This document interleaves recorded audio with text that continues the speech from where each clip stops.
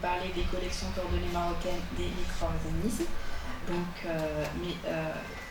qui sont hébergés par le Centre national pour la recherche scientifique et technique. Mais bien sûr, avant de parler des CCMM, il est important d'introduire le CNRSP, donc l'infrastructure qui les héberge. C'est un opérateur public national qui est chargé de la promotion de la recherche, donc qui est sous la tutelle du ministère de l'Enseignement supérieur et de la recherche scientifique et de l'innovation. Il a été créé en 1976 dans ce but-là et il s'appuie sur un vaste réseau regroupant des universités, des centres de recherche, des institutions publiques et des acteurs industriels pour promouvoir et développer la recherche, bien sûr en s'adaptant au contexte socio-économique national. Et donc c'est dans ce contexte que sont nées les collections coordonnées marocaines des micro-organismes pour répondre à une problématique qui est nationale mais aussi internationale, à savoir la gestion des ressources génétiques microbiennes. Donc comme vous le savez tous, on a un public majoritairement de microbiologistes. Donc, comme vous le savez certainement, les micro-organismes sont une ressource très importante et qui a un potentiel énorme en biotechnologie, pour la santé, dans l'agriculture, dans différents domaines. Mais avec les changements climatiques et tout ce qui se passe maintenant dans le monde, on a une grande perte de la biodiversité. On a aussi une grande perte des collections. Donc, comme Raquel l'a mentionné dans son mot d'ouverture, avant, les chercheurs y conservaient leurs micro-organismes dans leur laboratoire et il y avait forcément une déperdition au fil des années. Et c'est pour répondre à ce besoin-là que les collections de micro-organismes, que les culture collections, sont nées. Pour préserver ce patrimoine microbiologique et pour le laisser aux générations futures. Et donc, les CCMM sont nés pour répondre à cette problématique-là. On est ici à Rabat. Nous avons une collection qui regroupe majoritairement des bactéries, mais nous avons aussi des levures et des moisissures. Nous proposons 3 types de dépôts à la communauté scientifique marocaine, mais aussi internationale. Donc, le dépôt public pour des fins de publication, le dépôt sécurisé, safe deposit, donc pour garder la souche en sécurité jusqu'à ce que le chercheur développe un process grâce à cette souche. Et puis, bien sûr, le dépôt pour les patent deposit, le dépôt pour les procédures de brevet dont je vais parler un peu plus tard. Et donc, un petit retour en arrière pour vous donner un bref aperçu de l'histoire des CCMM. Donc, elles ont été créées en 1998. Elles ont 28 ans, bientôt 30 ans. Elles sont assez vieilles plutôt. Et donc, depuis, on a franchi plusieurs étapes. Donc, le premier catalogue qui a été publié ne contenait que 150 espèces ou un peu moins. Depuis, on a parcouru un long chemin. Nous nous sommes affiliés au WFCC, donc le World Federation of Cultural Collections. Nous faisons partie du WDCM, the World Data Center of Microorganisms. Nous sommes visibles sur leur catalogue, sur le CC Info aussi, qui est le Cultural Collection Information. En 2018, nous avons acquis le statut d'autorité de dépôt international. Donc c'est une reconnaissance par l'Organisation mondiale de la propriété intellectuelle.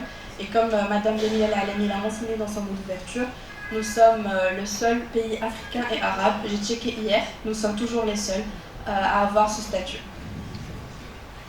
Et donc depuis le temps, comme je vous ai dit, la première édition du catalogue, elle contenait à peu près 150 espèces. Aujourd'hui, nous en avons près de 2000, réparties majoritairement des bactéries, comme j'ai dit. Les bactéries sont de divers écosystèmes, mais principalement alimentaires et environnement. Et puis les levures et moisissures sont plutôt majoritairement issues soit de l'environnement, soit du milieu médical, et très peu de l'alimentaire. Donc les CCMM viennent pour répondre à une problématique, comme je viens de dire, pour préserver la biodiversité microbienne, car le Maroc jouit d'une grande diversité géographique, ce qui donne naissance à des écosystèmes divers et variés, allant des marais salants et au désert, aux montagnes de l'Atlas. Nous avons aussi plusieurs produits fermentés traditionnels, notamment les produits laitiers, le jben, le lben, mais aussi les légumes fermentés et j'en passe, les olives, le citron. Et puis nous avons beaucoup d'espèces végétales qui sont endémiques au Maroc ou pour lesquels le Maroc est très connu, comme l'olivier ou le palmier dattier. Donc nous avons aussi des micro-organismes qui sont isolés de ces rhizosphères-là pour essayer de les préserver et de les étudier. Et donc pour assurer ces missions, nous en tant que collection, donc nous utilisons deux méthodes de préservation, la cryoconservation donc dans des congélateurs à moins 80 degrés, mais aussi et surtout la lyophilisation, qui reste la meilleure méthode de conservation des micro-organismes. Pour vous dire, nous avons des ampoules lyophilisées qui ont été faites en 2000 et qu'on arrive toujours à revivifier et à mettre en culture, qui ont gardé toutes leurs propriétés. Donc nous y mettons vraiment un point d'honneur à la lyophilisation. Nous assurons aussi l'identification des micro-organismes par des outils moléculaires tels que le séquençage capillaire des sous-unités CESES ou ITS, mais aussi le séquençage du whole genome, puisque nous avons un séquenceur S5. Nous avons aussi le mini-ion pour les long reads, donc nous pouvons aussi assurer ce besoin-là. Et puis bien sûr la caractérisation phénotypique pour en savoir plus sur nos souches. Nous offrons plusieurs services à la communauté scientifique marocaine, donc notamment la distribution des souches à des fins pas de recherche, mais plutôt pour être utilisées comme souches de référence, pour comparaison, pour validation des méthodes. Nous offrons aussi le dépôt, comme j'en ai parlé dans la diapo précédente. Et puis nous offrons la formation par la science à des étudiants donc en thèse ou en master qui viennent faire leur projet de fin d'études chez nous ou qui viennent faire une partie ou leur thèse ici dans nos laboratoires. Notre activité de recherche elle est diverse et variée pour répondre justement à ce besoin-là. Donc ça va des probiotiques et des aliments à bénéfice, donc les beneficial microbes, jusqu'aux biopesticides ou des agents de biocontrôle contre des pathogènes, à la production d'enzymes. Enfin, nous essayons, nous sommes encore aux premières étapes, mais nous avons beaucoup de souches potentiellement très intéressantes dans ce sens. Et donc tout ça, c'est pour remplir les missions des CCMM, qui sont de faire de la prospection et de la préservation du patrimoine microbiologique national, formation par la science comme j'ai dit précédemment, et puis le pooling de toutes les ressources génétiques microbiennes et les données qui y sont afférentes, et bien sûr développer une coopération régionale et internationale. Comme lors de ce congrès, on espère vraiment que ça va aboutir et qu'on aura de belles collaborations à la fin. Et donc, pourquoi les collections générales de micro-organismes, de ressources biologiques en général, les CRB, sont importantes? Parce que, je reviens toujours, les méthodes sont vraiment standardisées. Nous fonctionnons tous à peu près selon les mêmes guidelines et les mêmes recommandations des WFCC et de l'OECD. Donc, pour assurer une bonne conservation des micro-organismes, assurer l'accessibilité aux souches aux différents utilisateurs, respecter le protocole de Nagoya. Nous avons avec nous la représentante du département de développement durable qui nous en parlera plus en détail plus tard. Et voilà, tout en développant la bioéconomie et la biotechnologie dans le pays. Donc, un aperçu de nos infrastructures qui nous permettent d'assurer toutes ces missions-là.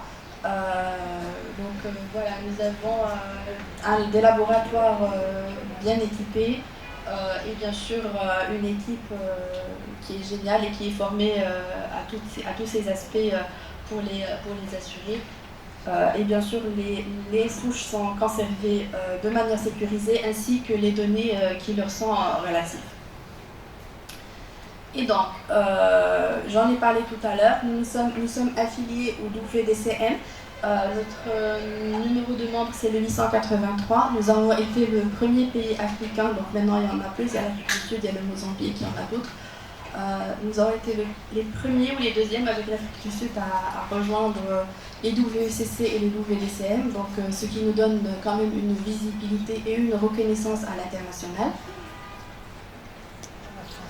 Et comme j'ai dit tout à l'heure, en 2018, nous avons été reconnus comme autorité de dépôt internationale par l'Organisation mondiale de la propriété intellectuelle.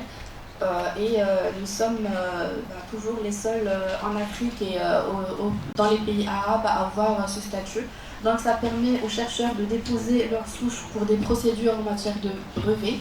Avant de breveter une souche, les chercheurs sont invités à déposer leurs souches dans une ADI, conformément au traité de Budapest. Donc toutes les ADI sont régulées par le traité de Budapest. Et je pense que Raquel Hurtado-Ortiz en donnera plus de détails sur la procédure qui est générale et commune à toutes les ADI lors de sa présentation. Nous sommes aussi impliqués dans l'implémentation du protocole de Nagoya au Maroc pour tout ce qui est micro-organismes.